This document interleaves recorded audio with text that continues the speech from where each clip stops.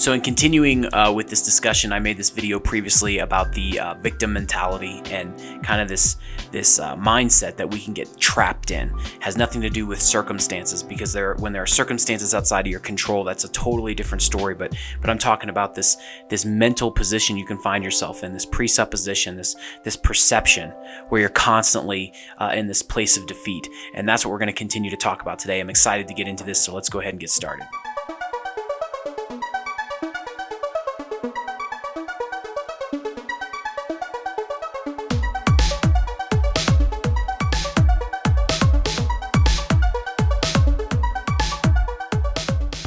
So I was excited to share this with you guys because this is just something that really, I'm going to be honest with you, that God has worked on for me personally in my own personal life. And so I'm literally just sharing with you conversations that I've had with my wife, with my family, with my brothers and my mom and everybody, just kind of talking about things that push me forward, the fascination that I see with the Bible and these basic, simple concepts, and how there's so much to be taken from these concepts, and we shouldn't just breeze over them. And so right in the first book of the Bible, in Genesis chapter 4, we see this story that's being told of Cain and Abel. And everybody knows who Cain and Abel is. In fact, Cain and Abel is such a well-known story that Hollywood, that's one of like the only, there's like 6 or 7 Bible chapters and stories that Hollywood actually understands and knows, and Cain and Abel is definitely one of them. I've seen it repeated so many times, and especially in lyrical work and books and TV shows and movies, you can constantly see this basic concept of the story of Cain and Abel going on, where you have 2 brothers. And out of jealousy, one brother raises up his hand to strike down the other. But if you don't know the story, it's in Genesis chapter 4.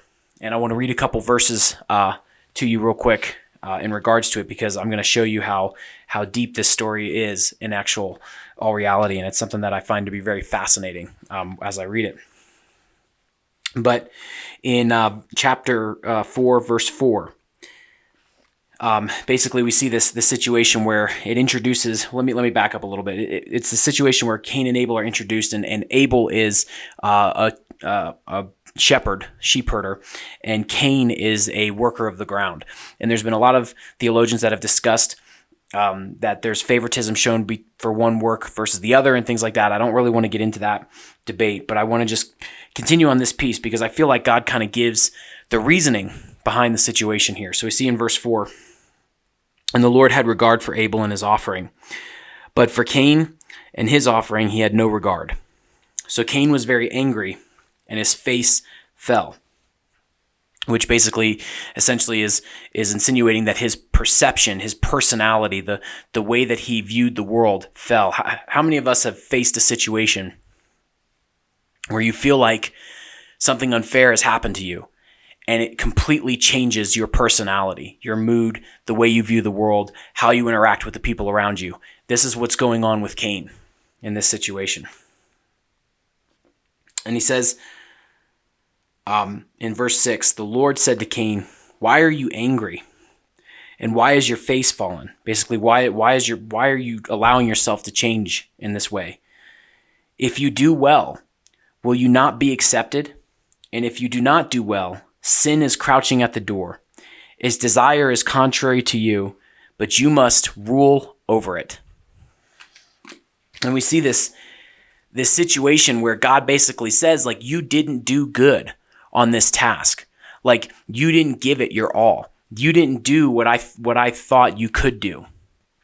And immediately this position of Cain continues to grow. Basically, God warns him. We see this, how God warns Cain and says, sin is crouching at the door. This mindset, this direction you're taking your life in is dangerous.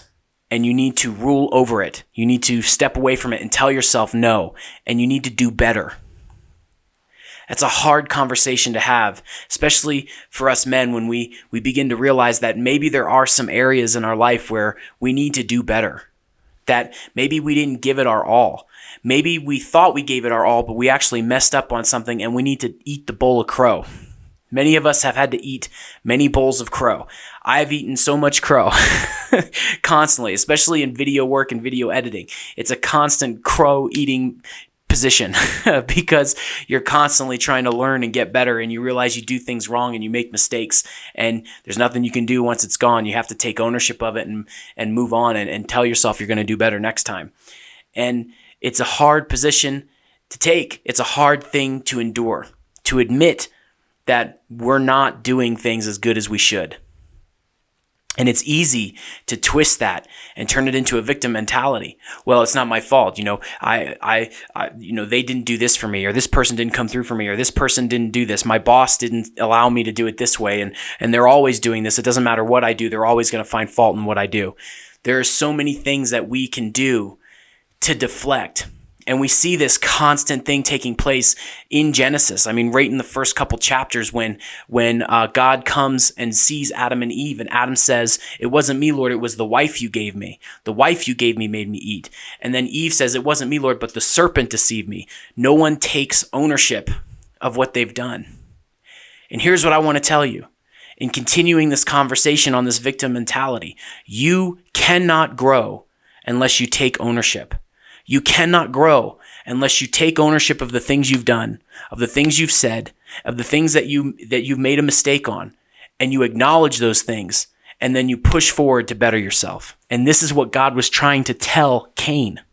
This very simple story. If you do well, it will be good for you. Just do better. Just do things better. Make increase. You notice he didn't demand perfection from Cain. He just said, do better, do good.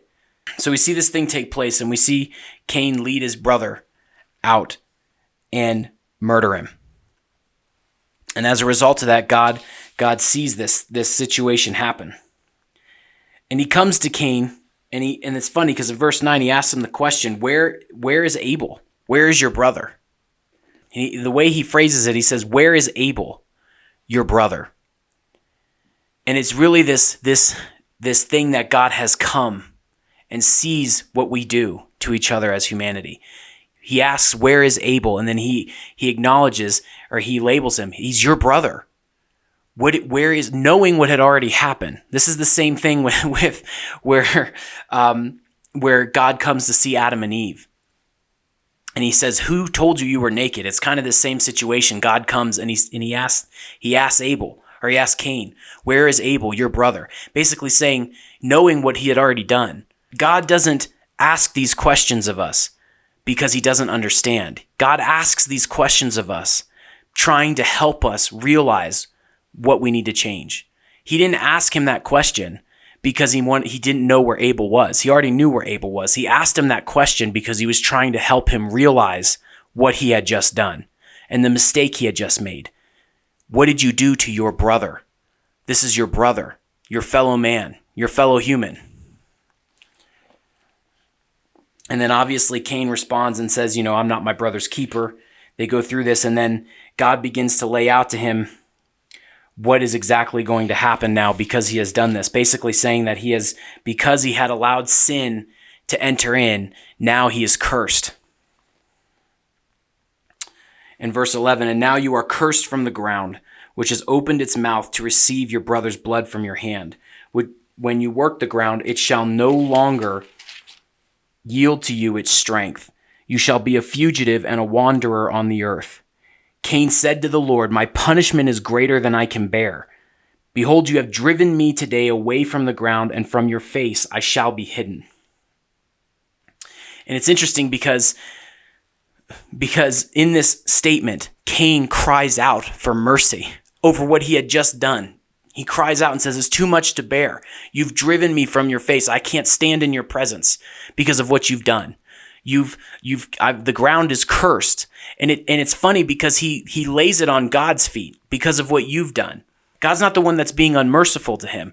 God's basically saying that this is the result of your actions, that you've brought a curse on you, and this is what's going to happen.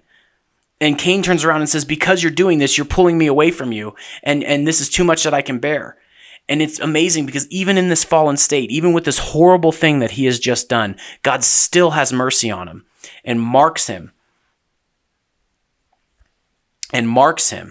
as a sign of protection against his enemies. We see God's mercy in this actions.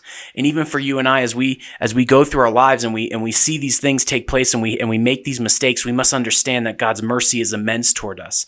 That even if you feel like you've been treated unfairly or wrong, and even if you're in this place where you're not acknowledging the things that you've done, that God still has mercy on you and he wants what's best for you. He told Cain, don't do this, do good and you'll do better.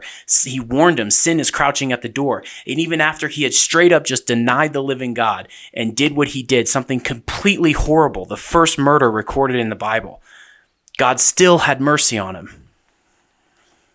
But then ultimately in verse 16, then Cain went away from the presence of the Lord. Now I want to just stop there. This is what I was trying to get to, because God is omnipresent. God sees everything. God is everywhere. So what does it mean for Cain to go away from the presence of the Lord? Basically what it means is this, that the end result of this ultimately was that Cain went his own direction. That he did not follow in God's footsteps. He did not follow his word or follow his law, but he chose to go in his own direction. And as you read on in that verse and you continue, you see that what's brought forth from Cain is more sin and more destruction. Because there is a man that takes on 2 wives, and then out of that he confesses to his 2 wives that he had also committed murder. That this fallen state continues to breed further and further away from the presence of God. People that have chosen to go their own way, that ultimately what happens with Cain is he makes the same mistake that his parents made, Adam and Eve in the garden, when they chose to take a bite of the apple. They chose their own way versus God. That the repetition of the fallen state of humanity continues. That the unrealizing of when God commands something of you, when God tells you to live a certain way or do something, he's not doing it because he's unjust. He's not doing it because he's unfair. He's not doing it because he's some dictator. He's doing it for your own benefit. He's laying out for you the pathway to life and righteousness and health, both physically, mentally, and spiritually. But we choose our own way. And God doesn't sit up in heaven telling you that you need to change these things to be mean. But God sits up in heaven rooting for you, trying to get you to change your ways to show you the pathway to life.